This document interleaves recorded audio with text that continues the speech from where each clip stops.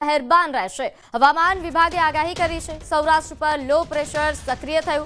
આજે રાજ્યના 11 જિલ્લામાં ભારે વરસાદની આગાહી। હવામાન વિભાગે કચ્છમાં ભારેથી અતિ ભારે તો બનાસકાંઠામાં તેમજ સાબરકાંઠા, અરવલ્લી અને પંચમહાલમાં પણ ભારે વરસાદની આગાહી। દાહોદ, મહીસાગર, નવસારી, વલસાડ, પોરબંદર અને દ્વારકા ઉપરાંત દમણ અને દાદરા નગર હવેલીમાં પણ ભારે વરસાદની આગાહી કરી છે।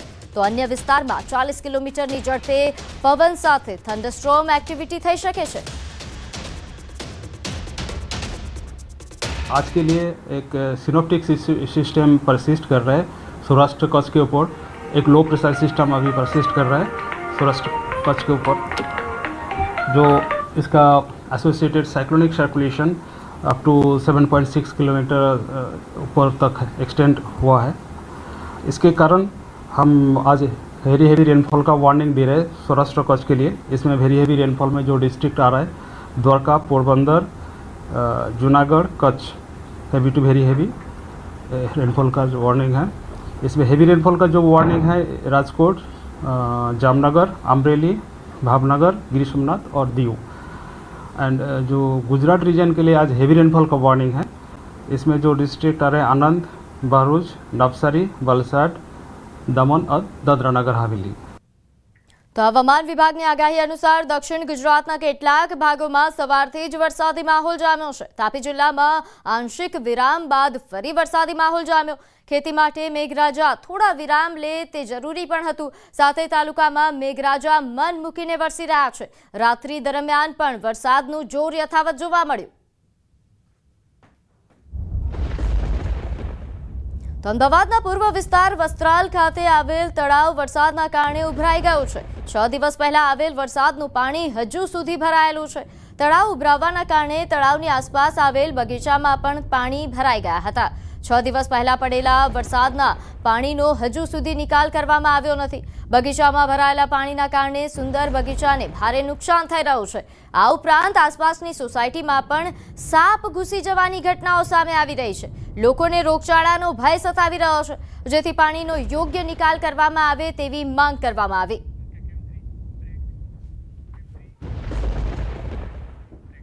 तो हाल समाचारमां समय थयो छे नानकड़ा विरामनो।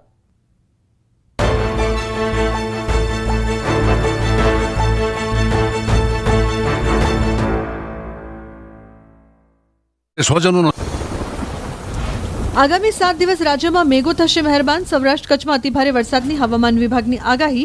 सौराष्ट्र पर लो प्रेशर थयुं सक्रिय, माछीमारोने दरियो न खेडवा सूचना। अरब सागर में लो प्रेशर सिस्टम सक्रिय थता राज्य में वधी शके छे वरसादनुं जोर। सौराष्ट्र कच्छ में भारेथी अतिभारे वरसादनी शक्यता। राज्यना अन्य जिल्ला में पड़ी शके छे हळवो मध्यम वरसाद। अरब सागर थी बंगाळ सुधी लंबायेलो छे ट्रफ। द्वारका, जामनगर, पोरबंदर, मोरबी, कच्छ में पड़ी शके छे अतिभारे वरसाद। जूनागढ़, गिर सोमनाथ, राजकोट में पड़ी शके छे वरसाद। द्वारका पोलीसनी सराहनीय कामगीरी। दरियाई विस्तारमांथी 3 लोकोनुं कर्युं रेस्क्यू। मोटा आसोटा गाम पासे कानबेटड़ी टापू तरफ 2 नाना बाळको सहित 3 व्यक्तिनुं दरियाई विस्तारमांथी रेस्क्यू। अचानक प्रवाह વધતા ફસાયા હતા 3 લોકો। દાહોદના ઝાલોદ તાલુકાનો કાલી 2 ડેમ થયો ઓવરફ્લો। 257 મીટરની સપાટી વટાવી ડેમ થયો ઓવરફ્લો। ઉપરવાસમાં પડેલા ભારે વરસાદને પગલે કાલી 2 ડેમમાં પાણીની સતત આવક। ડેમ ઓવરફ્લો થતા નીચાણવાળા ગામોને તંત્રએ આપ્યું એલર્ટ। બનાસકાંઠાના અમીરગઢમાં પુલના અભાવે લોકોને હાલાકી। ઉપરવાસમાં વરસાદને પગલે કાકવાડા ગામે બનાસ નદીમાં પાણી આવી જતા શાળાએ જતા બાળકોને પડી હાલાકી। કમરસમા પાણીમાં વાલીઓએ બાળકોને ખભે ઉંચકીને પાર કરાવ્યો રસ્તો। કાકવાડા ગામે દર વર્ષે ચોમાસામાં પડે છે હાલાકી। પશુપાલકોને માથે દૂધ ઉપાડીને નદીમાંથી થવું પડે છે પસાર। 19 કરોડના ખર્ચે મંજૂર થયેલો બ્રિજ હજુ સુધી બ્રિજ ન બનતા હાલાકી। ડાંગમાં વરસાદ બાદ ખીલી ઉઠી પ્રકૃતિ। 100 મીટરની ઊંચાઈથી પડતા ભંભાઈ ધોધના મનમોહક દ્રશ્યો સામે આવ્યા। વરસાદ બાદ ડાંગમાં અનેક ધોધ સક્રિય થતા પ્રવાસીઓમાં ખુશીનો માહોલ। ગીર સોમનાથમાં દરિયાના મોજાના કારણે ધરાશાયી થયું મકાન। ઉનાના સૈયદ રાજપરા દરિયાકાંઠા વિસ્તારમાં બની ઘટના। મકાન ધરાશાયી થયાનો લાઈવ વિડીયો આવ્યો સામે। છેલ્લા કેટલાક દિવસોમાં 2 થી 3 મકાન ધરાશાયી થયા હોવાનું આવ્યું સામે। તાઉતે વાવાઝોડામાં પ્રોટેક્શન દિવાલ ધોવાઈ જતા અનેક મકાનો ધરાશાયી થયાની ઘટના। દરિયાના મોજાને રોકવાની વ્યવસ્થા નહીં કરાય તો અનેક મકાનોને થશે નુકસાન. પોરબંદરના દરિયામાં જોવા મળ્યો ભારે કરંટ. દરિયો તોફાની બનતા ઊંચા મોજા ઉછળી રસ્તા પર આવી ગયા. ચોપાટી પર દરિયાના ઊંચા મોજા ઉછળીને રસ્તા સુધી આવ્યા. ચોમાસું હોવાથી દરિયામાં હાલ ભારે કરંટ. વડોદરા શહેરમાં વરસાદી ઝાપટા. રાવપુરા, સયાજીગંજ, દાંડિયા બજાર અને રાજમહેલ રોડ સહિતના વિસ્તારમાં પડ્યો છૂટો છવાયો વરસાદ. શહેરની સાથે સાથે ગ્રામ્ય વિસ્તારમાં પણ પડ્યો વરસાદ. અમદાવાદમાં રિવરફ્રન્ટનો આહલાદક નજારો કેમેરામાં કેદ. રિવરફ્રન્ટ પર ગાઢ ધુમ્મસ છવાઈ. ધુમ્મસભર્યા વરસાદી માહોલ વચ્ચે સાયકલિંગની મજા માણતા જોવા મળ્યા અમદાવાદીઓ. ઉત્તરાખંડના ભારે વરસાદના કારણે લંબાગઢ નાળામાં પાણી ભરાયા. નાળામાં પાણીના કારણે બદ્રીનાથ ધામથી પરત ફરતા અને ધામ તરફ જતા યાત્રાળુઓ માર્ગમાં ફસાયા. તંત્રએ ભારે જહેમત ઉઠાવી માર્ગ પૂર્વવત કરતા થઈ રાહત. જૂનાગઢમાં ગિરનાર પર્વતે ઓઢી લીલીછમ ચાદર. વરસાદ બાદ ગિરનારનો અદ્ભુત નજારો. અંબાજી મંદિરને સ્પર્શ કરી વાદળો પસાર થયા. સોળે કળાએ ખીલી ઉઠ્યો ગિરનાર પર્વત. યાત્રાધામ દ્વારકામાં ફરી ધોધમાર વરસાદ. મુખ્ય બજારોમાં વહેતા થયા વરસાદી પાણી. યાત્રાધામ દ્વારકા સહિત ગ્રામ્ય પંથકમાં વરસાદ પડ્યો. ગામડામાં સારા વરસાદને પગલે ખેડૂતોમાં ખુશીની લાગણી. દ્વારકાના કલ્યાણપુર તાલુકામાં પણ સાર્વત્રિક વરસાદ. રાવલ, પાનેલી, ટંકારિયા, કલ્યાણપુર સહિતના ગામોમાં પડ્યો વરસાદ. ઉપરવાસમાં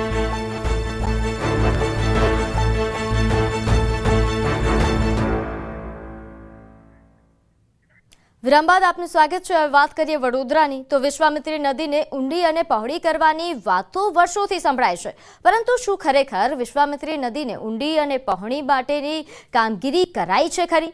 જો તમે એવું વિચારીને બેઠા છો કે આ વર્ષે વડોદરામાં પૂર નહીં આવે તો તમે વહેમમાં છો. કારણ કે જ્યારે વડોદરાના મેયરને વિશ્વામિત્રી નદી વિશે પ્રશ્ન પૂછવામાં આવ્યો તો તેમણે મૌન સેવી લીધું.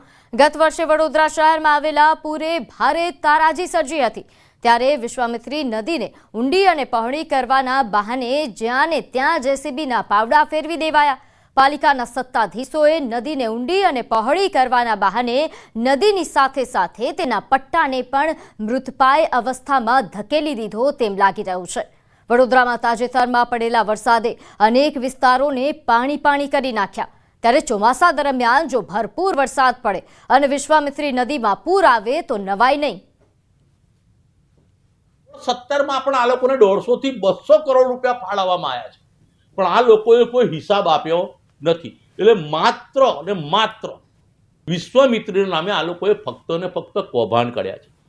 જ્યારે વિશ્વામિત્રીનું સમારકામ ચાલુ થયું ત્યારે ધ્યેય અને ઈરાદો માત્ર એટલો હતો કે વિશ્વામિત્રી પહોળી કરવી અને ઊંડી કરવી. વિશ્વામિત્રીને અડીને સયાજી હોટલ છે.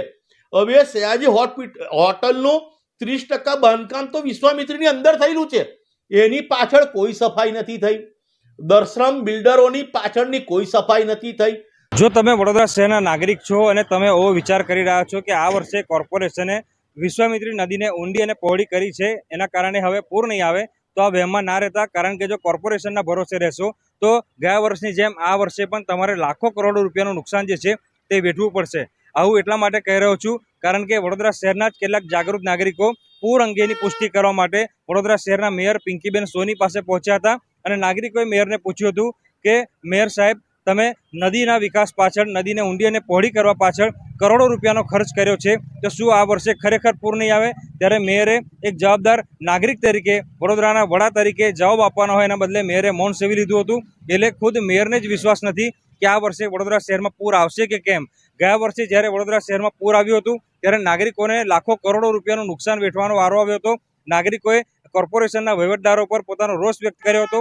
ત્યારે રાજ્ય સરકારે પણ કોર્પોરેશનમાં જે અંધેર વહીવટ ચાલી રહ્યો છે તેની સામે લાલાક કરી હતી અને કોર્પોરેશને સ્પષ્ટ સૂચના આપી હતી કે વિશ્વામિત્રી નદીને પહોળી કરો અને પાણીનું વહન યોગ્ય રીતે થાય તેવા પ્રકારની વ્યવસ્થા કરો. ત્યારે કોર્પોરેશને વિશ્વામિત્રી નદી પાછળ કરોડો રૂપિયાનો ખર્ચો કરી નાખ્યો છે, પરંતુ આ વર્ષે ફરી એક વખત કરોડોનો ખર્ચ કર્યા પછી પણ વડોદરા શહેરમાં પૂર આવશે કે કેમ તે અંગે કંઈ પણ કહેવાનું મેયર જે છે તે ઇનકાર કરી રહ્યા છે.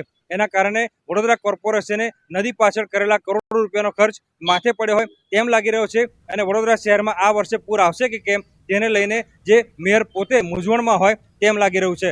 હાર્દિક દીક્ષિત, ન્યૂઝ 18 ગુજરાતી, વડોદરા.